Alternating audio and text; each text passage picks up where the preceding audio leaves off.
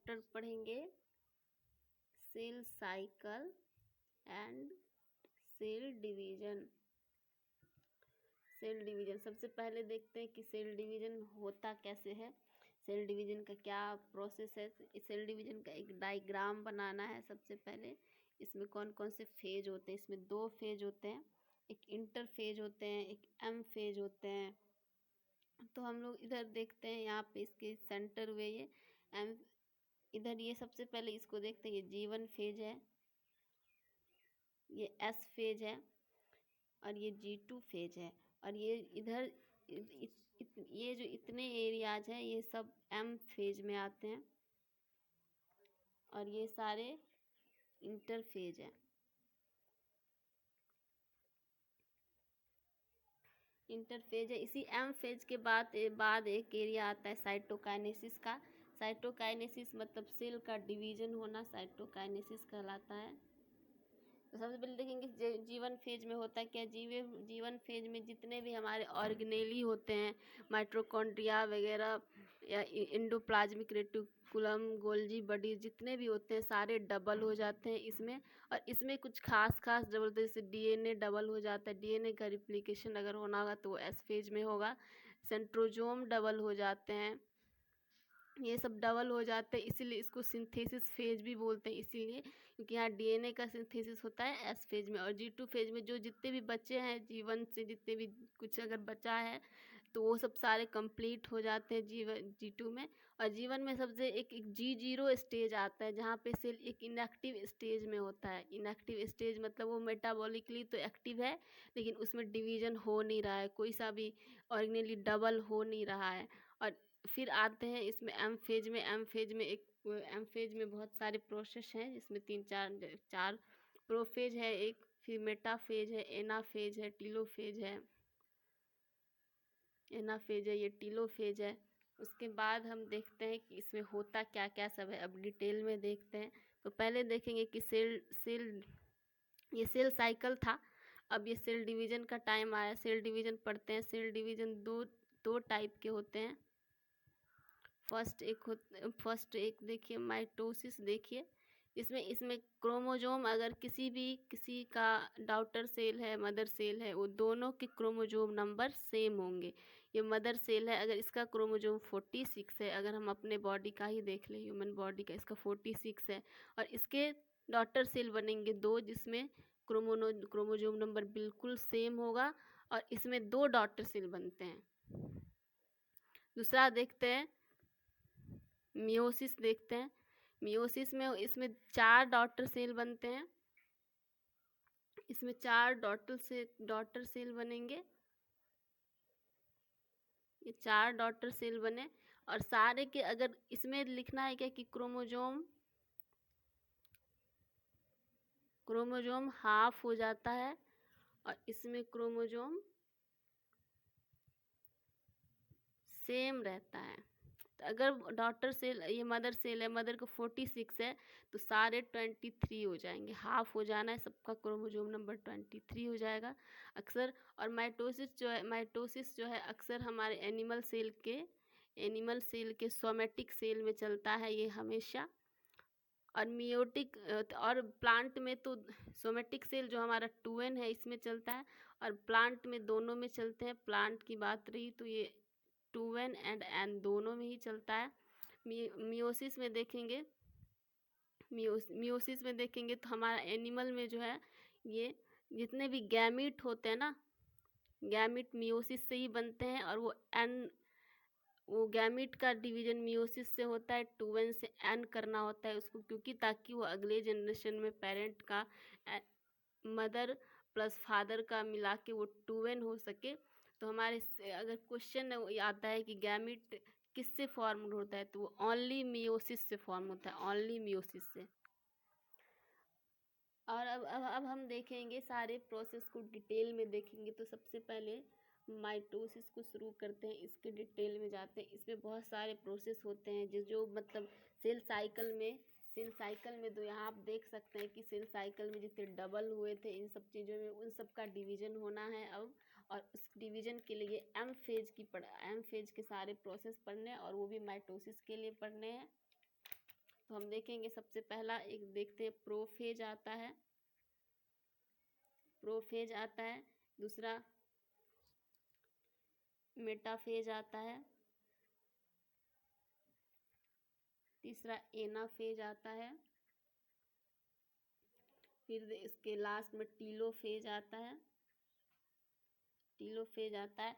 इसको हम बहुत सिंपल भाषा में समझने की कोशिश करेंगे। प्रोफेज को याद रखना है डिसअपेरेंस से, डिसअपेयर हो जाते हैं इसमें सारे, इसमें जितने भी आपके न्यूक्लियस हुए,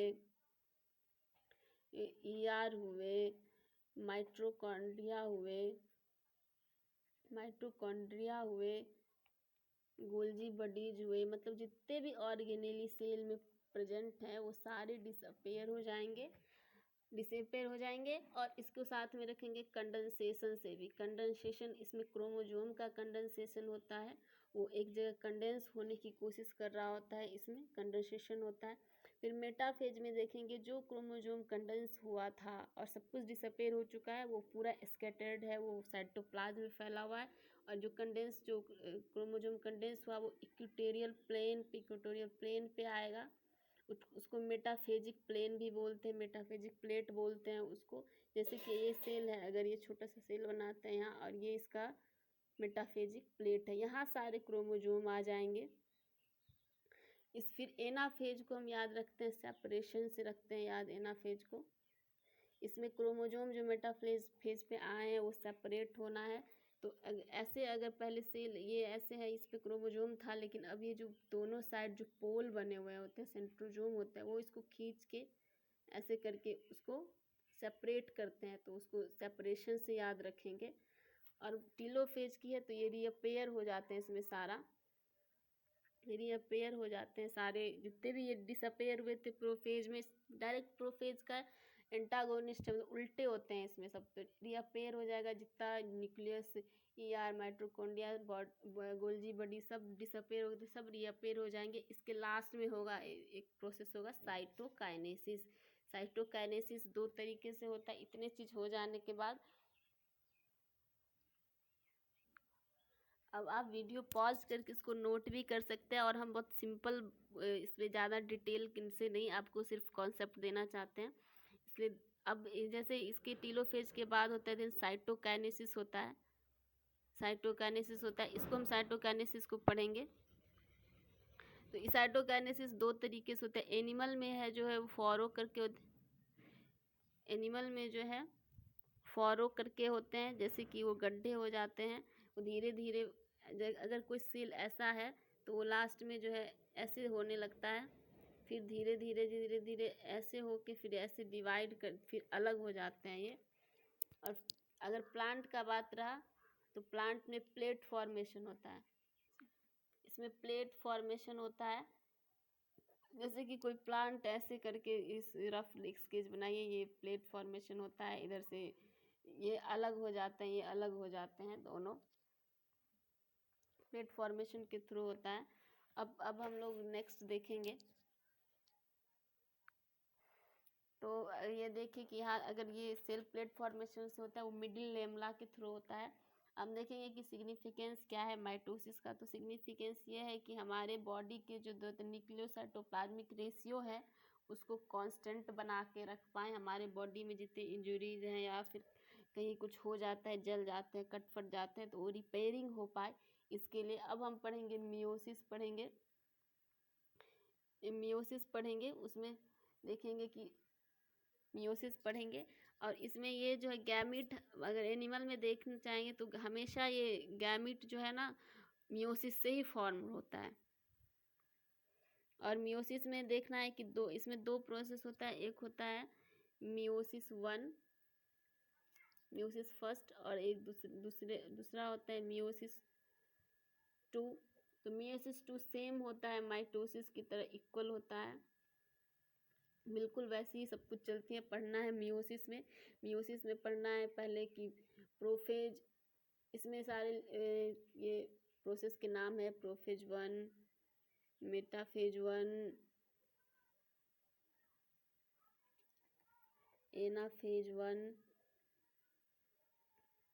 टीलोफेज 1, इसमें सारे लिखे होते हैं prophase 2, metaphase 2, anaphase 2,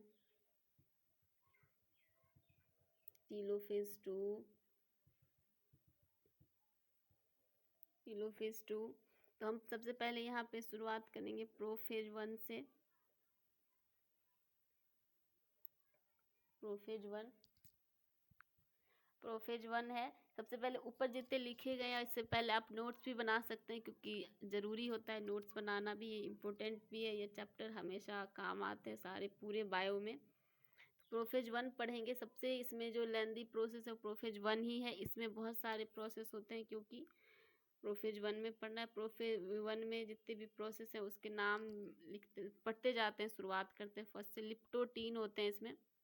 first leptotene में होता है कि क्रोमोसोम जो है बिल्कुल विजुअल होने लगता है, धीरे धीरे थोड़ा थोड़ा विजुअल होता रहता है। कंडेंस होने की कोशिश करता है, कंडेंस हुई नहीं होती है, ये हल्का विजुअलाइजेशन होते हैं इसके। और फिर पढ़ेंगे इसका जाइगोटीन आता है। जाइगोटीन पढ़ना है। जाइगोटीन में सिनेप्सिस फॉर्मेशन होता है। सिनेप्सिस फॉर्मेशन होता है। और बाइवेलेंट फॉर्मेशन, बाइवेलेंट बनने के लिए सिनेप्सिस को बनना जरूरी होता है। जैसे सबसे पहले देखते हैं कि अगर ये कंफ्यूजन आ रही होगी सबसे पहले कि क्रोमोसोम जो है 2 क्रोमेटिड स्टेट में होते हैं।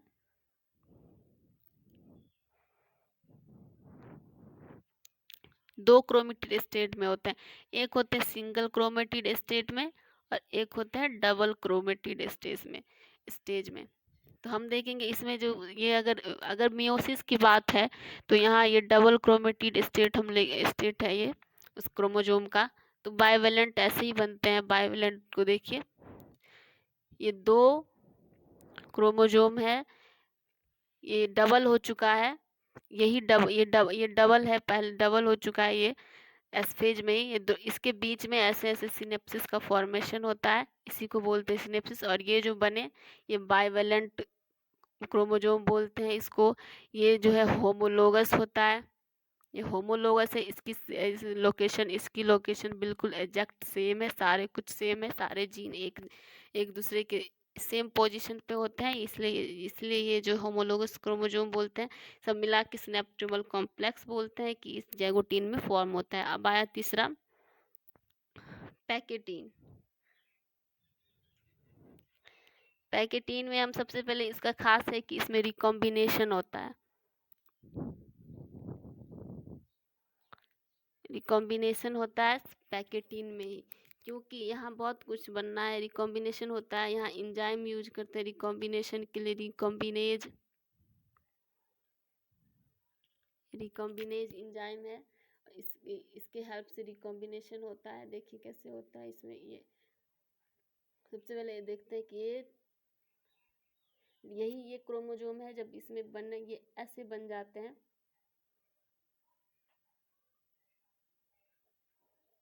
यही है ये वाले जो पोर्शन है, ये वाले जगह को रिकॉम्बिनेशन नोड्यूल बोलते हैं।